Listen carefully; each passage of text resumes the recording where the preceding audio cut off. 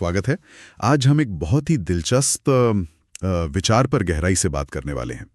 ये James Allen की जो किताब है एज अ मैन थिंकeth, उसके हिंदी सारांश पर आधारित है और इसका मूल मंत्र है, जैसा मनुष्य सोचता है वैसा ही वो बनता है। जी हाँ, बहुत ही शक्तिशाली विचार है ये। तो आज हम इसी की पड़ताल करेंगे।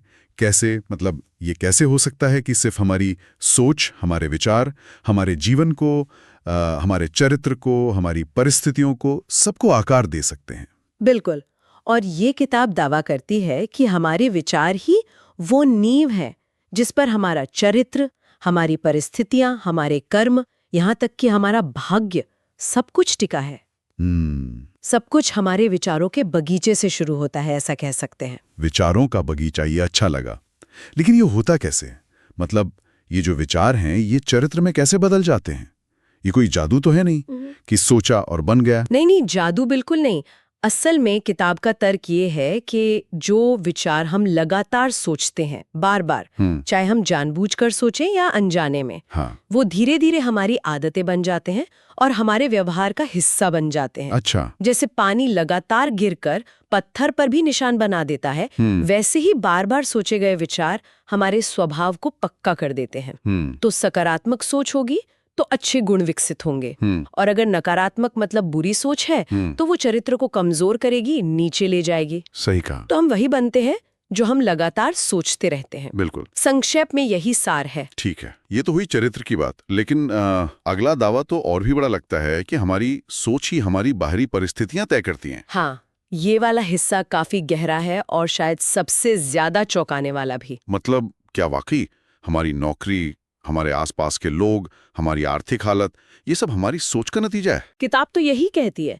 इसके अनुसार हमारी जो बाहरी दुनिया है ना, वो हमारे अंदर की सोच का सिर्फ एक आईना है, एक प्रतिबिंब। अच्छा। हाँ, अगर कोई लगातार डर, शक या निराशा में जी रहा है तो उसकी परिस्थितियां भी वैसी ही बनेंगी या उसे वैसी ही दिखेंगी।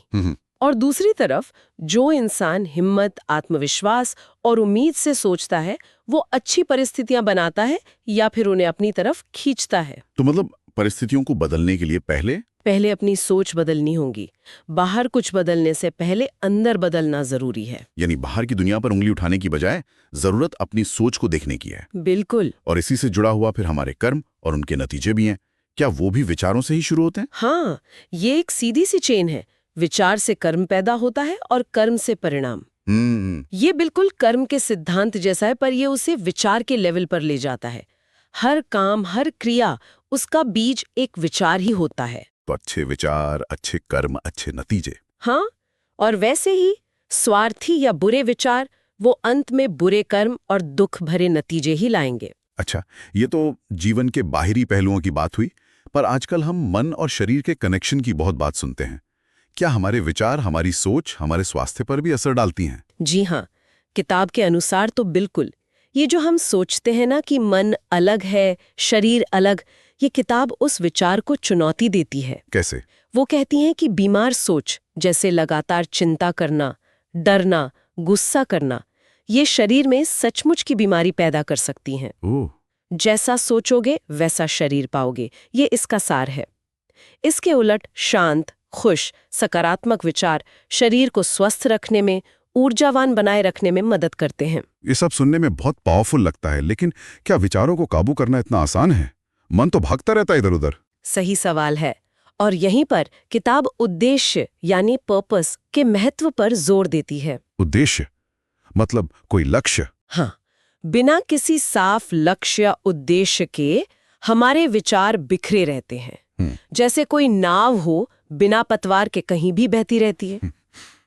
एक निश्चित उद्देश्य जो होता है वो विचारों को एक दिशा देता है, उन्हें फोकस करता है, और फिर वो विचार एक रचनात्मक शक्ति बन जाते हैं। अच्छा, तो उद्देश्य विचारों को ताकत देता है? बिल्कुल। जब विचारों में स्पष्टता और एक दिशा होती है तो इंसान सफलता की तरफ बढ़ने लगता है। किताब ये भी साफ करती है कि सफलता या असफलता सिर्फ किस्मत का खेल नहीं है। तो फिर ये काफी हद तक हमारी सोच की क्वालिटी और हमारे उद्देश्य की दृढ़ता पर निर्भर करता है। तो अगर हम इस पूरी बातचीत का सार निकालें, निचोड़ क्या है? संदेश तो लगता है एकदम साफ है हाँ, बिल्कुल साफ है। कि हमारा जीवन, जो कुछ भी हम अनुभव करते हैं, वो हमारे विचारों का ही एक तरह से विस्तार है। सब कुछ अंदर से, हमारी सोच से शुरू होता है। सही कहा।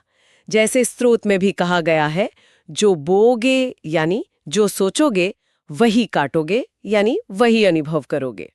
तो निष्कर्ष यही निकलता है कि अगर जीवन में कुछ बदलना है तो बाहर की परिस्थितियों या दूसरों को दोष देने के बजाय हमें अपने विचारों के बगीचे पर ध्यान देना होगा। बिल्कुल अपने विचारों की क्वालिटी की जिम्मेदारी लेनी होगी। और ये सोच हमें ताकत देती है, क्योंकि ये कंट्रोल बाहर से लेकर हमारे अपने हाथों में दे देती है। सच में।